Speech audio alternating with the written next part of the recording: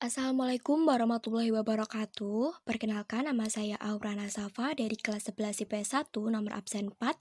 Di sini saya akan mempresentasikan PowerPoint yang saya buat tentang perbedaan, kesetaraan, dan harmoni sosial pada bab 3 Sosiologi kelas 11.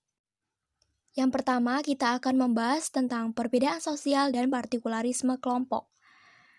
Jadi, dalam masyarakat pasti ada individu atau kelompok yang memiliki beragam perbedaan.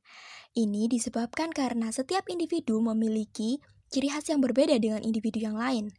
Perbedaan tersebut itu dikelompokkan menjadi dua, ada perbedaan sosial vertikal dan perbedaan sosial horizontal.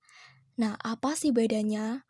Kalau yang vertikal, itu ada kedudukan atau tingkatan yang lebih tinggi dan kedudukan atau tingkatan yang lebih rendah.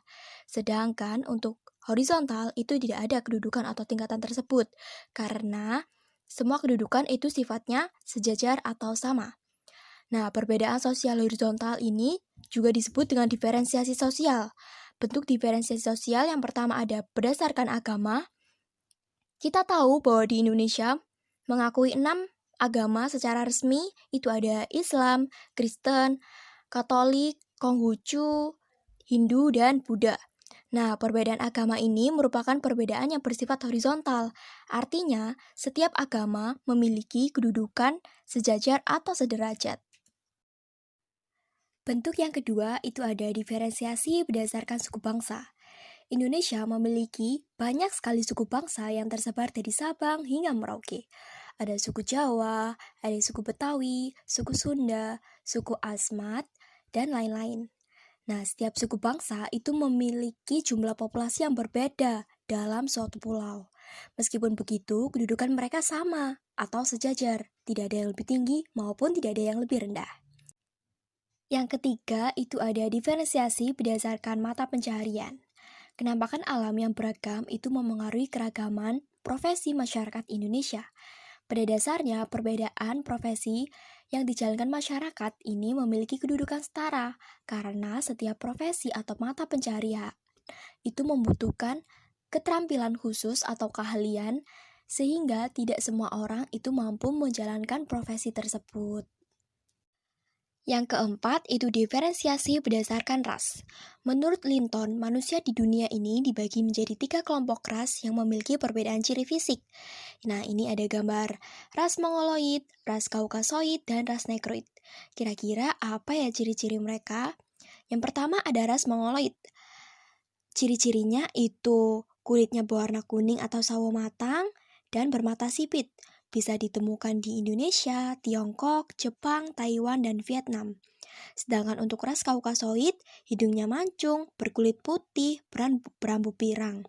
Bisa ditemukan di India, Timur Tengah, Eropa Utara, dan Eropa Tengah. Untuk ras Negroid, berambut keriting, berkulit hitam, berbibir tebal. Bisa ditemukan di Afrika dan Papua. Yang terakhir, yaitu diferensiasi berdasarkan jenis kelamin dan gender. Gender antara laki-laki dan perempuan itu dapat dipertukarkan dalam kehidupan sosial. Artinya, sikap, sifat, dan peran sesuai gender itu dapat berlaku, baik untuk laki-laki maupun perempuan. Contohnya, untuk sekarang, perempuan itu dapat melakukan pekerjaan sebagaimana yang dilakukan oleh laki-laki. Juga sebaliknya, misalnya, laki-laki juga dapat mengurus pekerjaan rumah. Tadi kita sudah tahu bahwa perbedaan itu ada dua, ada perbedaan sosial vertikal dan perbedaan sosial horizontal. Nah, sekarang kita akan membahas yang perbedaan sosial vertikal atau stratifikasi sosial. Nah, stratifikasi sosial ini berasal dari kata strata, yaitu lapisan masyarakat. Stratifikasi sosial adalah penggolongan masyarakat secara vertikal sehingga memunculkan pelapisan sosial. Ada kelas sosial atas, menengah, dan bawah. Nah, apa sih yang menyebabkan adanya stratifikasi sosial? Yaitu ada dasar-dasarnya. Yang pertama ada kekuasaan, pendidikan atau ilmu pengetahuan, kekayaan, keturunan, dan kehormatan. Intinya, semakin tinggi kekuasaan, kemampuan, dan kekayaan seseorang, semakin tinggi pula kelas sosial yang dimiliki. Contohnya, untuk kekayaan, seorang pengusaha yang pendapatnya itu jutaan rupiah akan lebih dihormati ketimbang orang yang tidak punya. Lalu ada sifat stratifikasi sosial, itu ada tiga, ada tertutup, terbuka, dan campuran. Yang tertutup berarti ada pembatasan perpindahan status sosial individu ke lapisan lain. Biasanya ini terjadi pada masyarakat yang menganut sistem feodal atau sistem kasta, yang tidak akan membiarkan seseorang itu naik atau turun ke kasta lain. Yang kedua ada stratifikasi sosial terbuka. Ini bersifat dinamis karena masyarakat dapat melakukan perpindahan status sosial ke lapisan lain. Artinya, seseorang bisa naik atau bisa turun ke lapisan tertentu. Yang terakhir itu ada stratifikasi sosial campuran, itu membatasi kemungkinan seseorang berpindah pada bidang tertentu, tetapi membiarkan perpindahan lapisan sosial pada bidang lain. Ini terjadi pada masyarakat yang berada di Bali. Masyarakat Bali secara budaya menganut sistem kasta tertutup. Akan tetapi, secara ekonomi, masyarakat Bali menerapkan sistem pelapisan terbuka. Pada materi sebelumnya telah dijelaskan bahwa masyarakat memiliki perbedaan sosial, baik secara horizontal maupun vertikal. Perbedaan sosial tersebut memberikan pengaruh positif dan negatif dalam kehidupan masyarakat. Perbedaan sosial memberikan pengaruh positif apabila masyarakat mampu menerapkan perilaku saling menghormati sehingga tercipta hubungan harmonis dalam keragaman. Akan tetapi, perbedaan sosial dapat memberikan pengaruh negatif berupa munculnya partikularisme kelompok. Nah, apa sih partikularisme kelompok itu? Partikularisme kelompok merupakan paham yang mementingkan diri atau kelompok sendiri daripada orang lain atau kelompok lain. Contohnya, yang pertama ada etnosentrisme, yaitu paham yang memandang kebudayaannya lebih baik dan unggul daripada kebudayaan kelompok lain. Ada diskriminasi sosial, yaitu perilaku yang tidak adil atau membeda-bedakan individu atau golongan tertentu. Ada chauvinisme, yaitu paham yang mengagungkan atau mencintai tanah air yang berlebihan dan memandang rendah bangsa atau negara lain.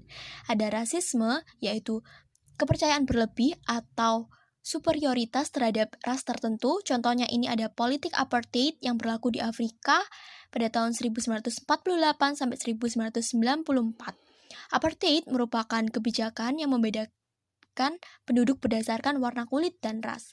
Ada separatisme, yaitu paham yang bertujuan memisahkan diri dari daerah tempat tinggal atau negara untuk menjadi negara sendiri yang merdeka dan berdaulat. Ada nepotisme, yaitu perbuatan melawan hukum yang mengutamakan kepentingan keluarga atau kelompoknya di atas kepentingan masyarakat, bangsa, dan negara. Ada yang terakhir itu primordialisme. Primordialisme adalah pandangan atau paham yang memegang nilai-nilai yang dibawa sejak kecil, baik tradisi, adat istiadat, maupun kepercayaan yang ada dalam lingkungan pertamanya. Nah, contoh-contoh tersebut apabila tidak disikapi dengan sikap saling menghargai atau menghormati akan menimbulkan konflik sosial.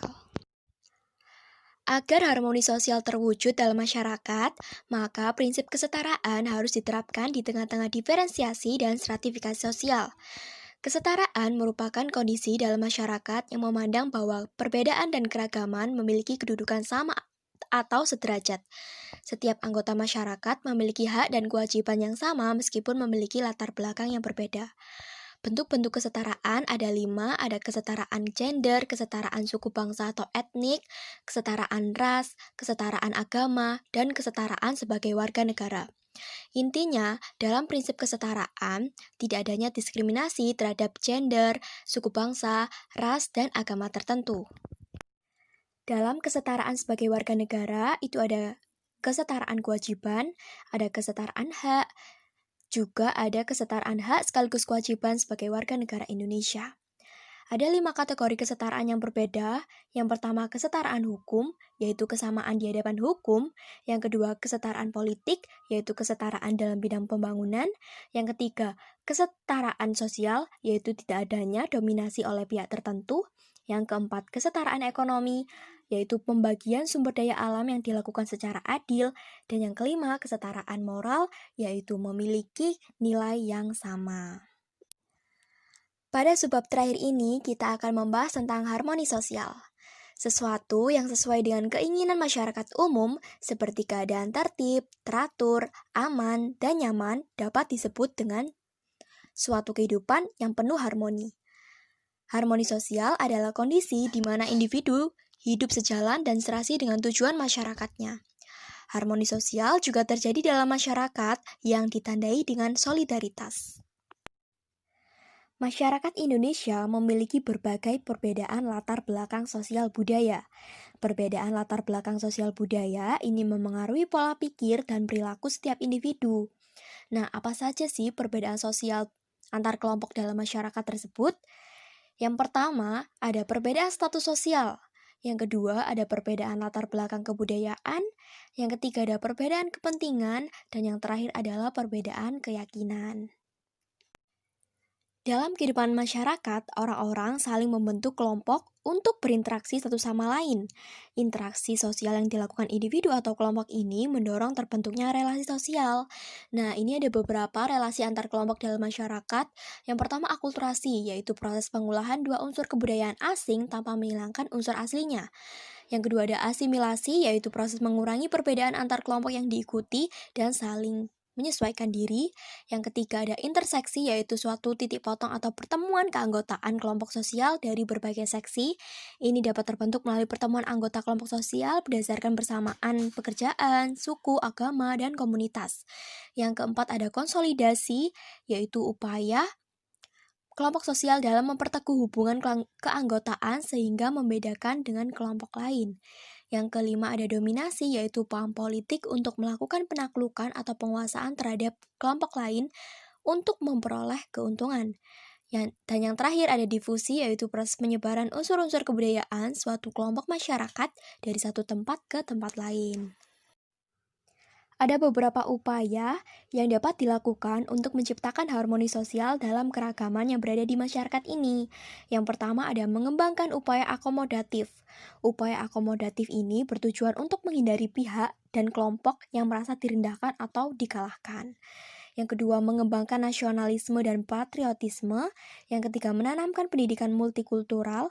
Pendidikan multikultural ini mengajarkan cara memandang keragaman dalam kesederajatan. Yang keempat, ada mewujudkan toleransi dan menghargai perbedaan. Yang kelima, mewujudkan integrasi sosial. Dan yang terakhir, mengembangkan sikap demokratif dan anti-diskriminasi. Nah, kesimpulannya, dalam kehidupan masyarakat ini pasti adanya perbedaan sosial. Nah, perbedaan sosial tersebut harus kita sikapi dengan prinsip kesetaraan untuk menciptakan harmoni sosial dalam masyarakat. Sekian presentasi saya, kurang lebihnya mohon maaf. Terima kasih. Wassalamualaikum warahmatullahi wabarakatuh.